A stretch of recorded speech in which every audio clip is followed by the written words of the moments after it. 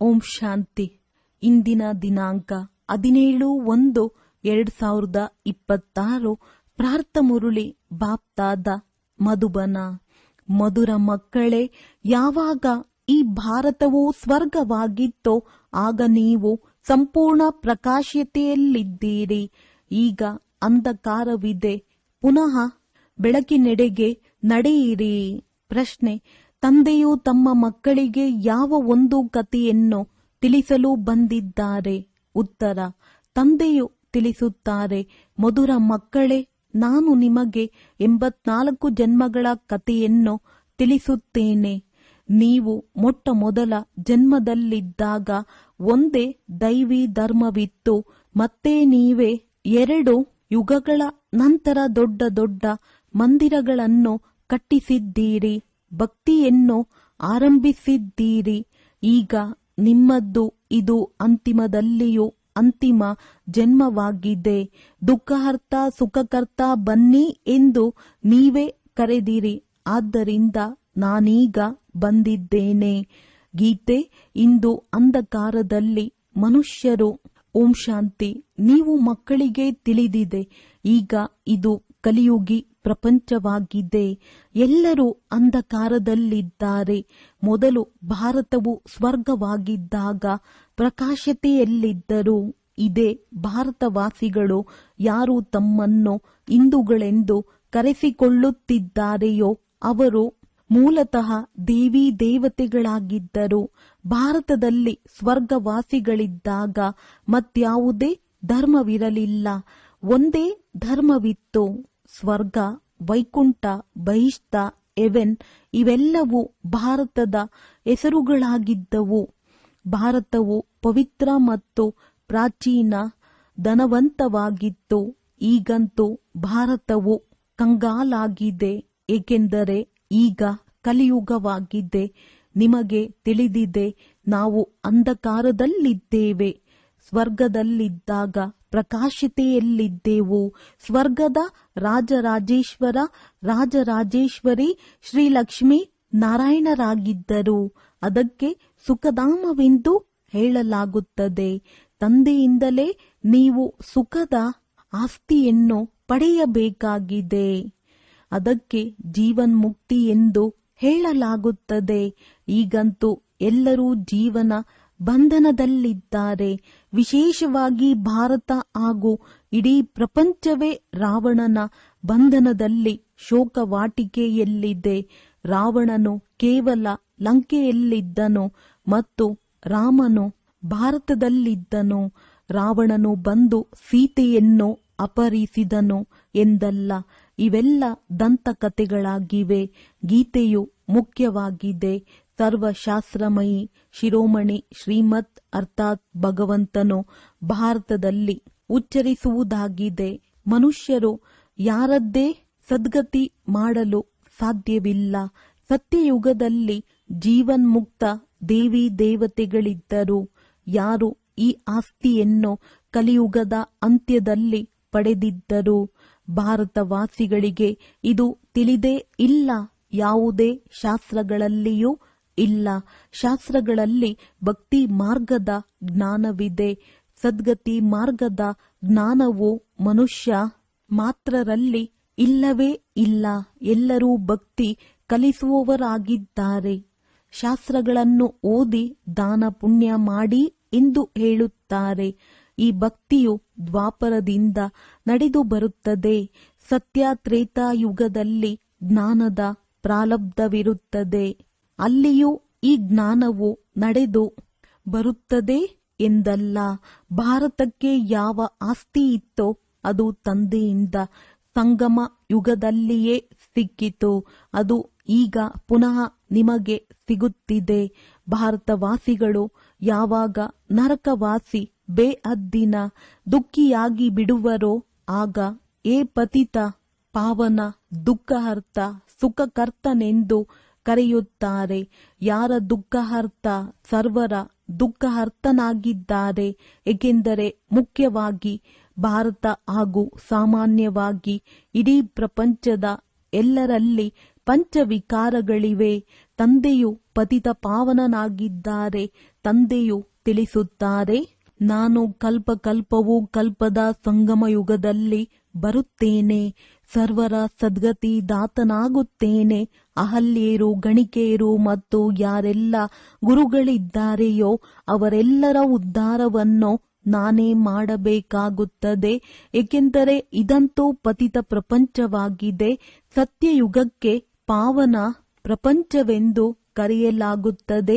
ಭಾರತದಲ್ಲಿ ಈ ಲಕ್ಷ್ಮೀನಾರಾಯಣರ ರಾಜ್ಯವಿತ್ತು. ಇವರು ಸ್ವರ್ಗದ ಮಾಲೀಕರಾಗಿದ್ದಾರೆಂಬುದು ಭಾರತವಾಸಿಗಳಿಗೆ ತಿಳಿದಿಲ್ಲ. ಪತಿತ ಖಂಡವೆಂದರೆ ಅಸತ್ಯ ಖಂಡ, ಪಾವನ ಖಂಡವೆಂದರೆ ಸತ್ಯ ಖಂಡ. ಭಾರತ ಪಾವನ ಖಂಡವಾಗಿತ್ತು.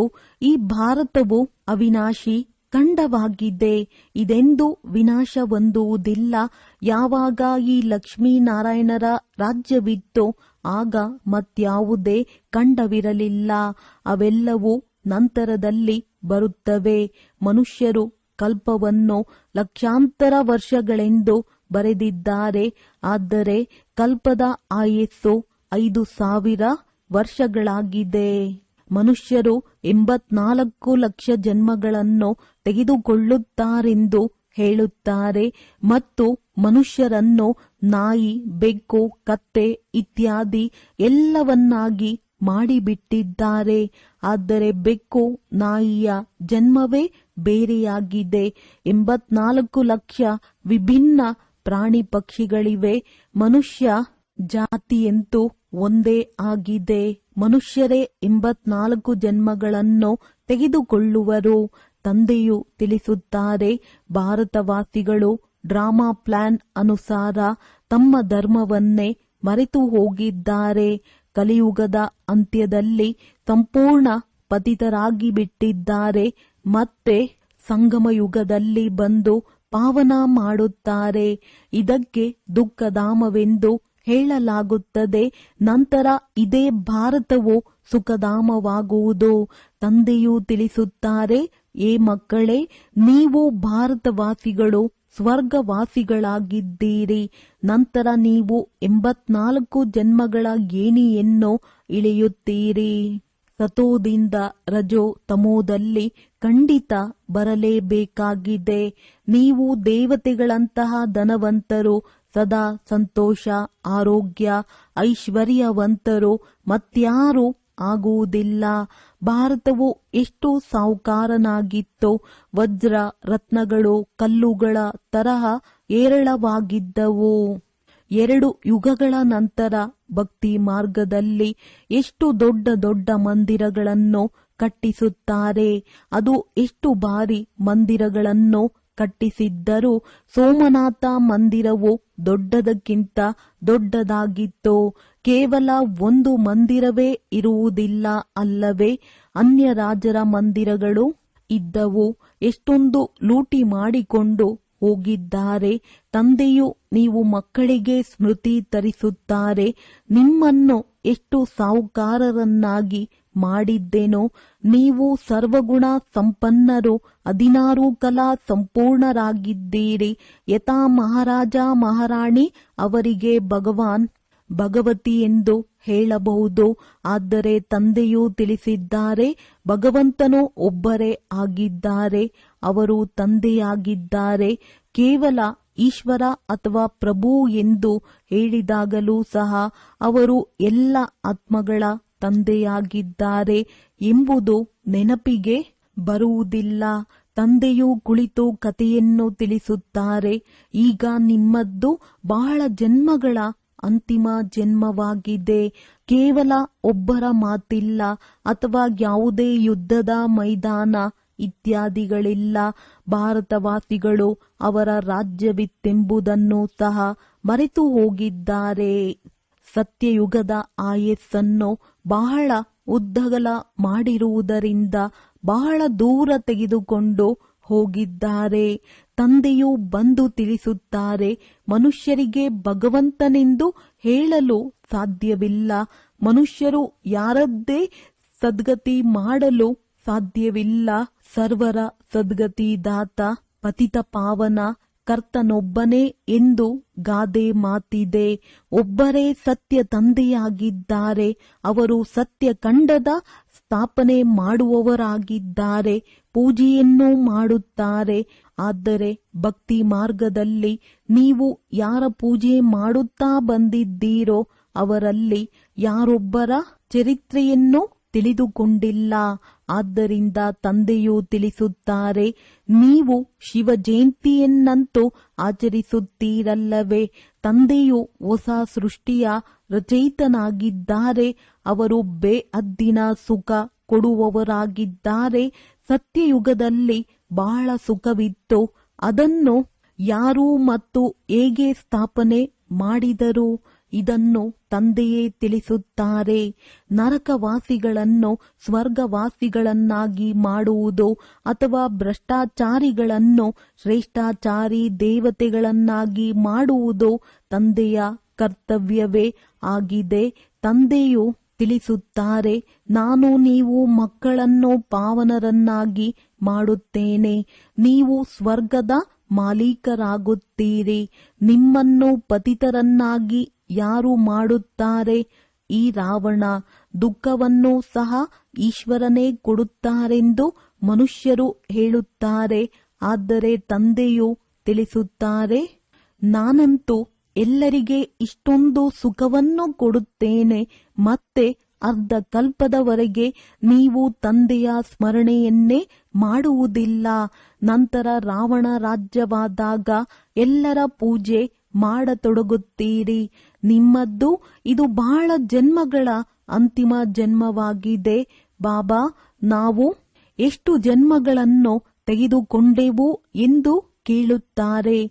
ಅದಕ್ಕೆ ತಂದೆಯು ಹೇಳುತ್ತಾರೆ, ಮಧುರಾತಿ ಮಧುರ ಭಾರತವಾಸಿಗಳೇ, ಏ ಆತ್ಮರೇ, ಈಗ ನಿಮಗೆ ಬೇಅದ್ದಿನ ಆಸ್ತಿಯನ್ನು ಕೊಡುತ್ತೇನೆ. ಮಕ್ಕಳೇ, ನೀವು 84 ಜನ್ಮಗಳನ್ನು ತೆಗೆದುಕೊಂಡಿದ್ದೀರಿ. ನೀವೀಗ 21 ಜನ್ಮಗಳಿಗಾಗಿ ತಂದೆಯಿಂದ ಆಸ್ತಿಯನ್ನು ಪಡೆಯಲು ಬಂದಿದ್ದೀರಿ. ಎಲ್ಲರೂ ಒಟ್ಟಿಗೆ ಬರುವುದಿಲ್ಲ. ನೀವೇ ಸತ್ಯಯುಗದ ಸೂರ್ಯವಂಶಿ ಪದವಿಯನ್ನು ಪುನಃ ತೆಗೆದುಕೊಳ್ಳುತ್ತೀರಿ. ಅರ್ಥಾತ್ ಸತ್ಯ ತಂದೆಯಿಂದ ಸತ್ಯ ನರನಿಂದ ನಾರಾಯಣನಾಗುವ ಜ್ಞಾನವನ್ನು ಕೇಳುತ್ತೀರಿ. ಇದು ಜ್ಞಾನ, ಅದು ಭಕ್ತಿಯಾಗಿದೆ. ಶಾಸ್ತ್ರಗಳೆಲ್ಲವೂ ಭಕ್ತಿ ಮಾರ್ಗಕ್ಕಾಗಿಯೇ ಇವೆ. ಅವು ಜ್ಞಾನ ಮಾರ್ಗದ ಶಾಸ್ತ್ರಗಳಲ್ಲ. ಇದು ಆಧ್ಯಾತ್ಮಿಕ ಜ್ಞಾನವಾಗಿದೆ. ಪರಮ ಆತ್ಮನೇ ಕುಳಿತು ಜ್ಞಾನವನ್ನು ತಿಳಿಸುತ್ತಾರೆ. ಅಂದಾಗ ಮಕ್ಕಳು ಆತ್ಮ ಅಭಿಮಾನಿಯಾಗಬೇಕಾಗಿದೆ. ತಮ್ಮನ್ನು ಆತ್ಮನಿಶ್ಚಯ ಮಾಡಿಕೊಂಡು ನನ್ನೊಬ್ಬನನ್ನೇ ನೆನಪು ಮಾಡಿ. ತಂದೆಯು ತಿಳಿಸುತ್ತಾರೆ, ಆತ್ಮದಲ್ಲಿಯೇ ಒಳ್ಳೆಯ ಅಥವಾ ಕೆಟ್ಟ ಸಂಸ್ಕಾರವಿರುತ್ತದೆ. ಅದರನುಸಾರವಾಗಿಯೇ ಮನುಷ್ಯನಿಗೆ ಒಳ್ಳೆಯ ಅಥವಾ ಕೆಟ್ಟ ಜನ್ಮ ಸಿಗುತ್ತದೆ. ತಂದೆಯು ತಿಳಿಸುತ್ತಾರೆ, ಇವರು ಬ್ರಹ್ಮ. ಯಾರು ಪಾವನರಾಗಿದ್ದರೋ ಅವರೇ ಈಗ ಅಂತಿಮ ಜನ್ಮದಲ್ಲಿ ಪತಿತನಾಗಿದ್ದಾರೆ. ತತತ್ವಂ ತಂದೆಯಾದ ನಾನು ಈ ಹಳೆಯ ರಾವಣ ಪ್ರಪಂಚ ಪತಿತ ಪ್ರಪಂಚದಲ್ಲಿ ಬರಬೇಕಾಗುತ್ತದೆ. ಯಾರು ಪುನಃ ಮೊದಲ ನಂಬರಿನಲ್ಲಿ ಹೋಗಬೇಕಾಗಿದೆಯೋ ಅವರ ತನುವಿನಲ್ಲಿಯೇ ಬರುತ್ತೇನೆ. ಸೂರ್ಯ ವಂಶಿಗಳೇ ಪೂರ್ಣ 84 ಜನ್ಮಗಳನ್ನು ತೆಗೆದುಕೊಳ್ಳುತ್ತಾರೆ. ಇವರು ಬ್ರಹ್ಮವಂಶಿ ಬ್ರಾಹ್ಮಣರಾಗಿದ್ದಾರೆ. ತಂದೆಯು ಪ್ರತಿನಿತ್ಯವೂ ತಿಳಿಸುತ್ತಾರೆ, ಕಲ್ಲು ಬುದ್ಧಿಯವರನ್ನು ಪಾರಸ ಬುದ್ಧಿಯವರನ್ನಾಗಿ ಮಾಡುವುದು ಚಿಕ್ಕಮ್ಮನ ಮನೆಯಂತಲ್ಲ. ಏ ಆತ್ಮರೇ, ಈಗ ದೇಹಿ ಅಭಿಮಾನಿಯಾಗಿರಿ. ಏ ಆತ್ಮರೇ, ಒಬ್ಬ ತಂದೆಯನ್ನು ನೆನಪು ಮಾಡಿ ಮತ್ತು ರಾಜಧಾನಿಯನ್ನು ನೆನಪು ಮಾಡಿ. ದೇಹದ ಸಂಬಂಧಗಳನ್ನು ಬಿಡಿ. ಎಲ್ಲರೂ ಸಾಯಲೇಬೇಕಾಗಿದೆ. ಎಲ್ಲರದ್ದು ವಾನಪ್ರಸ್ಥ ಸ್ಥಿತಿಯಾಗಿದೆ. ಒಬ್ಬ ಸದ್ಗುರುವಿನ ವಿನಃ ಮತ್ಯಾರು ಸರ್ವರ ಸದ್ಗತಿದಾತನಾಗಲು ಸಾಧ್ಯವಿಲ್ಲ. ತಂದೆಯು ಹೇಳುತ್ತಾರೆ, ಏ ಭಾರತವಾಸಿ ಮಕ್ಕಳೇ, ನೀವು ಮೊಟ್ಟ ಮೊದಲು ನನ್ನಿಂದ ಅಗಲಿದ್ದೀರಿ. ಆತ್ಮಗಳು ಮತ್ತು ಪರಮಾತ್ಮನು ಬಹಳ ಕಾಲ ಅಗಲಿದ್ದರು ಎಂದು ಗಾಯನವಿದೆ. ಮೊಟ್ಟ ಮೊದಲಿಗೆ ನೀವು ಭಾರತವಾಸಿ ದೇವಿ ದೇವತಾ ಧರ್ಮದವರು ಬಂದಿದ್ದೀರಿ.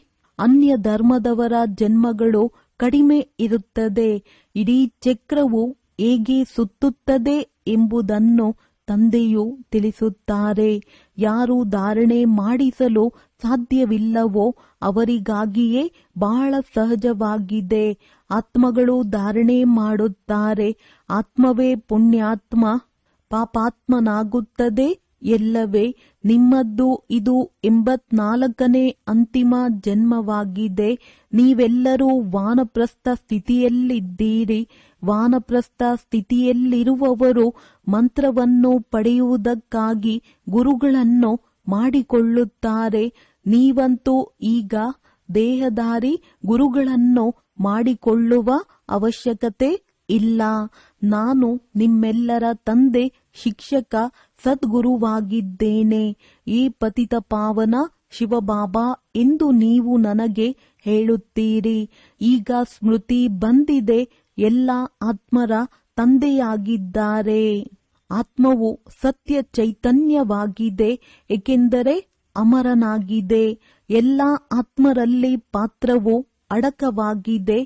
ತಂದೆಯೂ ಸಹ ಸತ್ಯ ಚೈತನ್ಯನಾಗಿದ್ದಾರೆ. ಅವರು ಮನುಷ್ಯ ಸೃಷ್ಟಿಯ ಬೀಜರೂಪನಾಗಿರುವ ಕಾರಣ ತಿಳಿಸುತ್ತಾರೆ, ನಾನು ಇಡೀ ವೃಕ್ಷದ ಆದಿ ಮಧ್ಯ ಅಂತ್ಯವನ್ನು ತಿಳಿದುಕೊಂಡಿದ್ದೇನೆ. ಆದ್ದರಿಂದ ನನಗೆ ಜ್ಞಾನಪೂರ್ಣನೆಂದು ಕರೆಯುತ್ತಾರೆ. ನಿಮ್ಮಲ್ಲಿಯೂ ಪೂರ್ಣ ಜ್ಞಾನವಿದೆ. ಬೀಜದಿಂದ ವೃಕ್ಷವು ಹೇಗೆ ಆಗುತ್ತದೆ? ವೃಕ್ಷವು ಬೆಳೆಯುವುದರಲ್ಲಿ ಸಮಯ ಹಿಡಿಸುತ್ತದೆ ಎಲ್ಲವೇ? ತಂದೆಯು ತಿಳಿಸುತ್ತಾರೆ, ನಾನು ಬೀಜರೂಪನಾಗಿದ್ದೇನೆ. ಅಂತಿಮದಲ್ಲಿ ಇಡೀ ವೃಕ್ಷವು ಜಡೀಭೂತ ಸ್ಥಿತಿಯನ್ನು ತಲುಪುತ್ತದೆ. ಈಗ ನೋಡಿ, ದೇವಿ ದೇವತಾ ಧರ್ಮದ ಫೌಂಡೇಶನ್ ಇಲ್ಲ, ಅದು ಮರೆಯಾಗಿದೆ. ಯಾವಾಗ ದೇವತಾ ಧರ್ಮವು ಪ್ರಾಯಲೋಪವಾಗುವುದೋ ಆಗ ಮತ್ತೆ ಒಂದು ಧರ್ಮದ ಸ್ಥಾಪನೆ ಮಾಡಿ ಉಳಿದೆಲ್ಲದರ ವಿನಾಶ ಮಾಡಿಸಲು ತಂದೆಯೂ ಬರಬೇಕಾಗುತ್ತದೆ. ಪ್ರಜಾಪಿತ ಬ್ರಹ್ಮರವರ ಮೂಲಕ ತಂದೆಯು ಆದಿ ಸನಾತನ ದೇವಿ ದೇವತಾ ಧರ್ಮದ ಸ್ಥಾಪನೆ ಮಾಡಿಸುತ್ತಿದ್ದಾರೆ. ಇದು ಸಹ ಡ್ರಾಮಾದಲ್ಲಿ ಮಾಡಲ್ಪಟ್ಟಿದೆ. ಇದು ಅಂತ್ಯವಾಗುವುದಿಲ್ಲ. ತಂದೆಯು ಅಂತಿಮದಲ್ಲಿ ಬರುತ್ತಾರೆ. ಯಾವಾಗ ಸೃಷ್ಟಿಯ ಆದಿ ಮಧ್ಯ ಅಂತ್ಯದ ಜ್ಞಾನವನ್ನು ತಿಳಿಸಬೇಕಾಗಿದೆ. ಆದ್ದರಿಂದ ಅವಶ್ಯವಾಗಿ ಸಂಗಮದಲ್ಲಿಯೇ ಬರುತ್ತಾರೆ. ನಿಮಗೆ ಒಬ್ಬರೇ ತಂದೆಯಾಗಿದ್ದಾರೆ. ಎಲ್ಲ ಆತ್ಮಗಳು ಸಹೋದರರಾಗಿದ್ದೀರಿ. ಮೂಲವತನದ ನಿವಾಸಿಯಾಗಿದ್ದೀರಿ. ಆ ತಂದೆಯೊಬ್ಬರನ್ನೇ ಎಲ್ಲರೂ ನೆನಪು ಮಾಡುತ್ತಾರೆ. ದುಃಖದಲ್ಲಿ ಎಲ್ಲರೂ ಸ್ಮರಣೆ ಮಾಡುವರು. ರಾವಣ ರಾಜ್ಯದಲ್ಲಿ ದುಃಖವಿದೆಯಲ್ಲವೇ? ಇಲ್ಲಿ ಸ್ಮರಣೆ ಮಾಡುತ್ತಾರೆ. ಅಂದ ಮೇಲೆ ತಂದೆಯು ಸರ್ವರ ಸದ್ಗತಿದಾತನಾಗಿದ್ದಾರೆ. ಅವರದ್ದೇ ಮಹಿಮೆಯಿದೆ. ತಂದೆಯು ಬರದಿದ್ದರೆ ಭಾರತವನ್ನು ಸ್ವರ್ಗವನ್ನಾಗಿ ಯಾರು ಮಾಡುವರು? ಇಸ್ಲಾಮಿ ಮೊದಲಾದ ಯಾರೆಲ್ಲರೂ ಇದ್ದಾರೆಯೋ ಎಲ್ಲರೂ ಈ ಸಮಯದಲ್ಲಿ ತಮೋಪ್ರಧಾನರಾಗಿದ್ದಾರೆ. ಎಲ್ಲರೂ ಅವಶ್ಯವಾಗಿ ಪುನರ್ಜನ್ಮವನ್ನು ತೆಗೆದುಕೊಳ್ಳಬೇಕಾಗಿದೆ. ಈಗ ನರಕದಲ್ಲಿ ಪುನರ್ಜನ್ಮ ಸಿಗುತ್ತದೆ, ಸ್ವರ್ಗದಲ್ಲಿ ಹೋಗುತ್ತಾರೆಂದಲ್ಲ. ಹೇಗೆ ಸ್ವರ್ಗವಾಸಿಯಾದರು ಎಂದು ಹಿಂದೂಗಳು ಹೇಳುತ್ತಾರೆ. ಅಂದ ಮೇಲೆ ಅವಶ್ಯವಾಗಿ ನರಕದಲ್ಲಿದ್ದರು. ಈಗ ಸ್ವರ್ಗದಲ್ಲಿ ಹೋದರು ಎಂದು ಅರ್ಥವಲ್ಲವೇ? ಸ್ವರ್ಗವಾಸಿಯಾದರು ಎಂದ ಮೇಲೆ ಮತ್ತೆ ನರಕದ ಆಸುರಿ ವೈಭವವನ್ನು ಅವರಿಗೆ ಏಕೆ ತಿನ್ನಿಸುತ್ತೀರಿ? ಬಾಂಗ್ಲಾದಲ್ಲಿ ಮೀನುಗಳನ್ನು ತಿನ್ನಿಸುತ್ತಾರೆ. ಅರೆ, ಅವರಿಗೆ ಇವೆಲ್ಲವನ್ನೂ ತಿನ್ನುವ ಅವಶ್ಯಕತೆ ಏನಿದೆ? ಇಂಥವರು ನಿರ್ವಾಣಗೈದರು ಎಂದು ಹೇಳುತ್ತಾರೆ. ತಂದೆಯು ತಿಳಿಸುತ್ತಾರೆ, ಇವೆಲ್ಲವೂ ಸುಳ್ಳಾಗಿದೆ. ಹಿಂತಿರುಗಿ ಯಾರೂ ಹೋಗಲು ಸಾಧ್ಯವಿಲ್ಲ. ಯಾವಾಗ ಮೊದಲನೇ ನಂಬರಿನವರೇ 84 ಜನ್ಮಗಳನ್ನು ತೆಗೆದುಕೊಳ್ಳಬೇಕಾಗುತ್ತದೆ. ಅಂದ ಮೇಲೆ ಅನ್ಯರು ಯಾರು ಹೋಗಲು ಸಾಧ್ಯ? ತಂದೆಯೂ ತಿಳಿಸುತ್ತಾರೆ, ಇದರಲ್ಲಿ ಯಾವುದೇ ಕಷ್ಟವಿಲ್ಲ. ಭಕ್ತಿ ಮಾರ್ಗದಲ್ಲಿ ಎಷ್ಟೊಂದು ಕಷ್ಟವಿರುತ್ತದೆ. ರಾಮ ರಾಮ ಎಂದು ಜಪಿಸುತ್ತಾ ರೋಮಾಂಚನವಾಗಿ ನಿಂತು ಬಿಡುತ್ತಾರೆ. ಅವೆಲ್ಲವೂ ಭಕ್ತಿ ಮಾರ್ಗವಾಗಿದೆ. ಈ ಸೂರ್ಯ ಚಂದ್ರರನ್ನು ನೀವು ತಿಳಿದುಕೊಂಡಿದ್ದೀರಿ. ಇವರು ಪ್ರಕಾಶ ನೀಡುವವರಾಗಿದ್ದಾರೆ. ಇವರೇನು ದೇವತೆಗಳಲ್ಲ. ವಾಸ್ತವದಲ್ಲಿ ಜ್ಞಾನ ಸೂರ್ಯ, ಜ್ಞಾನ ಚಂದ್ರಮ ಮತ್ತು ನೀವು ಜ್ಞಾನ ನಕ್ಷತ್ರಗಳ ಮಹಿಮೆ ಇದೆ. ಇದರಿಂದ ಅವರು ಸೂರ್ಯ ದೇವತಾಯೇ ನಮಃ ಎಂದು ಹೇಳಿ ಸೂರ್ಯನನ್ನು ದೇವತೆಯೆಂದು ತಿಳಿದು ಜಲಾರ್ಪಣೆ ಮಾಡುತ್ತಾರೆ. ಅಂದಾಗ ತಂದೆಯೂ ತಿಳಿಸುತ್ತಾರೆ, ಇದೆಲ್ಲವೂ ಭಕ್ತಿ ಮಾರ್ಗವಾಗಿದೆ. ಇದು ಕಲ್ಪದ ನಂತರವೂ ಆಗುವುದು. ಮೊದಲು ಒಬ್ಬ ಶಿವ ತಂದೆಯ ಅವ್ಯಭಿಚಾರಿ ಭಕ್ತಿ ಇರುತ್ತದೆ. ನಂತರ ದೇವತೆಗಳ ಭಕ್ತಿ ನಡೆಯುತ್ತದೆ. ಮತ್ತೆ ಇಳಿಯುತ್ತಾ ಇಳಿಯುತ್ತಾ ಈಗ ನೋಡಿ, ಎಲ್ಲಿ 3 ರಸ್ತೆಗಳು ಕೂಡುವವೋ ಅಲ್ಲಿ ಮಣ್ಣಿನ ದೀಪವನ್ನಿಟ್ಟು ಎಣ್ಣೆಯನ್ನು ಹಾಕಿ ಅದಕ್ಕೂ ಪೂಜೆ ಮಾಡುತ್ತಾರೆ. ಪಂಚತತ್ವಗಳಿಗೂ ಪೂಜೆ ಮಾಡುತ್ತಾರೆ. ಮನುಷ್ಯರ ಚಿತ್ರವನ್ನು ಮಾಡಿ ಪೂಜಿಸುತ್ತಾರೆ. ಇದರಿಂದ ಪ್ರಾಪ್ತಿಯೇನೂ ಆಗುವುದಿಲ್ಲ. ಈ ಮಾತುಗಳನ್ನು ನೀವು ಮಕ್ಕಳೇ ತಿಳಿದುಕೊಂಡಿದ್ದೀರಿ. ಒಳ್ಳೆಯದು. ಮಧುರಾತಿ ಮಧುರ ಅಗಲಿ ಹೋಗಿ ಮರಳಿ ಸಿಕ್ಕಿರುವ ಮಕ್ಕಳ ಪ್ರತಿ ಮಾತ್ಪಿತಾ ಬಾಪ್ದಾದಾರವರ ನೆನಪು, ಪ್ರೀತಿ ಹಾಗೂ ಸುಪ್ರಭಾತ. ಆತ್ಮಿಕ ಮಕ್ಕಳಿಗೆ ಆತ್ಮಿಕ ತಂದೆಯ ನಮಸ್ತೆ. ಧಾರಣೆಗಾಗಿ ಮುಖ್ಯ ಸಾರ. ಆತ್ಮನಿಂದ ಕೆಟ್ಟ ಸಂಸ್ಕಾರಗಳನ್ನು ತೆಗೆಯಲು ಆತ್ಮ ಅಭಿಮಾನಿಯಾಗಿರುವ ಅಭ್ಯಾಸ ಮಾಡಬೇಕಾಗಿದೆ. ಇದು ಅಂತಿಮ 84ನೇ ಜನ್ಮವಾಗಿದೆ. ವಾನಪ್ರಸ್ಥ ಸ್ಥಿತಿಯಾಗಿದೆ. ಆದ್ದರಿಂದ ಪುಣ್ಯಾತ್ಮನಾಗುವ ಪರಿಶ್ರಮ ಪಡಬೇಕಾಗಿದೆ. ದೇಹದ ಎಲ್ಲ ಸಂಬಂಧಗಳನ್ನು ಬಿಟ್ಟು ಒಬ್ಬ ತಂದೆಯನ್ನು ಮತ್ತು ರಾಜಧಾನಿಯನ್ನು ನೆನಪು ಮಾಡಬೇಕು. ಬೀಜ ಮತ್ತು ವೃಕ್ಷದ ಜ್ಞಾನವನ್ನು ಸ್ಮರಣೆ ಮಾಡಿ ಸದಾ ಹರ್ಷಿತರಾಗಿರಬೇಕು. ವರದಾನ: ಉಪರಾಮ್ ಮತ್ತು ಎವರೆಡಿ ಆಗಿದ್ದು ಬುದ್ಧಿಯ ಮೂಲಕ ಅಶರೀರಿಯಾಗುವ ಅಭ್ಯಾಸವನ್ನು ಮಾಡುವಂತಹ ಸರ್ವ ಕಲೆಗಳಲ್ಲಿ ಸಂಪನ್ನ ಭವ. ಹೇಗೆ ಸರ್ಕಸ್ನಲ್ಲಿ ಉರುಪನ್ನು ತೋರಿಸುವಂತಹ ಕಲೆಗಾರರ ಪ್ರತಿ ಕರ್ಮವು ಕಲೆಯಾಗಿ ಬಿಡುತ್ತದೆ. ಆ ಕಲೆಗಾರರ ಯಾವುದೇ ಅಂಗವನ್ನು ಹೇಗೆ ಬೇಕೋ, ಎಲ್ಲಿ ಬೇಕೋ, ಎಷ್ಟು ಸಮಯದವರೆಗೆ ಬೇಕೋ ಅಲ್ಲಿಯವರೆಗೆ ಮೋಲ್ಡ್ ಮಾಡಲು ಸಾಧ್ಯವಾಗುವುದು. ಇದೇ ಕಲೆಯಾಗಿದೆ. ತಾವು ಮಕ್ಕಳು ಬುದ್ಧಿಯನ್ನು ಯಾವಾಗ ಬೇಕು, ಎಷ್ಟು ಸಮಯದವರೆಗೆ, ಎಲ್ಲಿ ಸ್ಥಿತಗೊಳಿಸಬೇಕು ಅಲ್ಲಿ ಸ್ಥಿತಗೊಳಿಸುವುದೇ ಅತಿ ಶ್ರೇಷ್ಠವಾದ ಕಲೆಯಾಗಿದೆ. ಈ ಒಂದು ಕಲೆಯಿಂದ ವಿಶೇಷತೆ 16 ಕಲಾ ಸಂಪನ್ನರಾಗಿ ಬಿಡುವಿರಿ. ಇದಕ್ಕಾಗಿ ಈ ರೀತಿಯಾಗಿ ಉಪರಾಮ್ ಮತ್ತು ಎವರೆಡಿಯಾಗಿರಿ. ಅದು ಆದೇಶದನುಸಾರ 1 ಸೆಕೆಂಡಿನಲ್ಲಿಯೇ ಅಶರೀರಿ ಆಗಿಬಿಡಬೇಕು. ಯುದ್ಧದಲ್ಲಿಯೇ ಸಮಯ ಹೋಗಬಾರದು ಅಥವಾ ಕಳೆದು ಹೋಗಬಾರದು. ಸ್ಲೋಗನ್: ಸರಳತೆ ಮತ್ತು ಸಹನಶೀಲತೆಯ ಗುಣವನ್ನು ಧಾರಣೆ ಮಾಡಿಕೊಳ್ಳುವವರೇ ಸತ್ಯ ಸ್ನೇಹಿ ಹಾಗೂ ಸಹಯೋಗಿ ಆಗಿರುತ್ತಾರೆ. ಅವ್ಯಕ್ತ ಸೂಚನೆಗಳು: ಈ ಅವ್ಯಕ್ತ ಮಾಸದಲ್ಲಿ ಬಂಧನ ಮುಕ್ತರಾಗಿ ಜೀವನ್ ಮುಕ್ತ ಸ್ಥಿತಿಯ ಅನುಭವ ಮಾಡಿರಿ. ಯಾರು ಪರಮಾತ್ಮ ಜ್ಞಾನಿ ಮಕ್ಕಳಾಗಿದ್ದಾರೋ ಅವರಿಗೆ ಜ್ಞಾನದ ಫಲವಾಗಿ ಮುಕ್ತಿ ಮತ್ತು ಜೀವನ್ ಮುಕ್ತಿಯ ಆಸ್ತಿ ಸಂಗಮ ಯುಗದಲ್ಲಿಯೇ ಲಭಿಸುತ್ತಾರೆ. ಜ್ಞಾನ ಎಂದರೆ ತಿಳುವಳಿಕೆ. ತಿಳುವಳಿಕೆಯುಕ್ತ ಆತ್ಮ ಪ್ರತಿ ಕರ್ಮವನ್ನು ಮಾಡುತ್ತಾ ಇದ್ದರೂ ಸದಾ ಸ್ವತಃ ಬಂಧನ ಮುಕ್ತ, ಎಲ್ಲ ಆಕರ್ಷಣೆಗಳಿಂದ ಮುಕ್ತರಾಗುವುದನ್ನು ತಿಳಿದುಕೊಂಡಿರುತ್ತದೆ. ಅವರ ಪ್ರತಿ ಸಂಕಲ್ಪ, ಮಾತು, ಕರ್ಮ, ಸಂಬಂಧ ಮತ್ತು ಸಂಪರ್ಕದಲ್ಲೂ ಮುಕ್ತಿ ಜೀವನ್ ಮುಕ್ತಿಯ ಸ್ಟೇಜ್ ಇರುತ್ತದೆ. ಇದನ್ನೇ ನ್ಯಾರಾ ಮತ್ತು ಪ್ಯಾರಾ, ಭಿನ್ನ ಮತ್ತು ಪ್ರಿಯ ಎಂದು ಹೇಳಿದ್ದಾರೆ. ಒಳ್ಳೆಯದು. ಓಂ ಶಾಂತಿ.